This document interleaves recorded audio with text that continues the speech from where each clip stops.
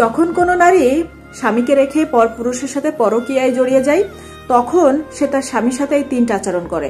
1, কথায় কথায় স্বামীর সাথে ঝগড়া করে।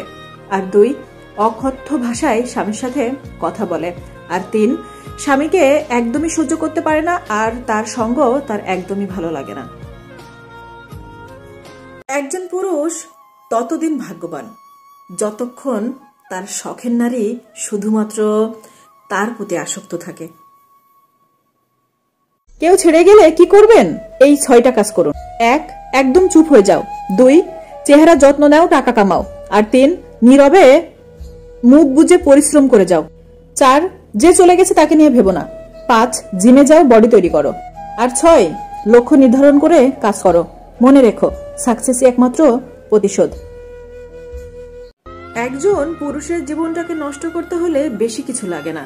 তুমি শুধুমাত্র একটা লোভী নারীর মায়ায় পড়ো, অথবা একটা চরিত্রহীন নারীর মায়ায় পড়ো। দেখবেন আপনার জীবন এমনিতেই নষ্ট হয়ে যাবে।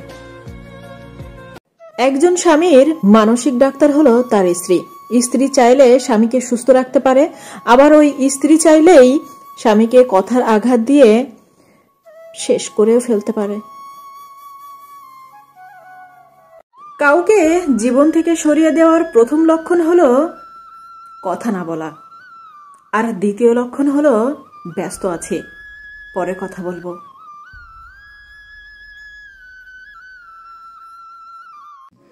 আমি একটা ছেলেকে অসম্ভব ভালোবাসি। সে মানুষটা আমার জীবনে না থাকলেও বলবো আমি তাকে ভালোবাসি। সে হাজারটা ভুল করলেও চোখের কোণায় জল সরিয়ে বলবো আমি তাকে ভালোবাসি। অন্য কারোর হলেও বলবো আমি তাকে ভালোবাসি। জীবনে ভালো খারাপ মুহূর্তের মধ্যেও বলবো আমি তাকে ভালোবাসি। আমার জীবনে তার থেকে যদি ভালো কাউকেও পাই, তাও বলবো সে আমার প্রেম, না ভালোবাসা। আমি তাকে ভীষণ ভালোবাসি, ভীষণ।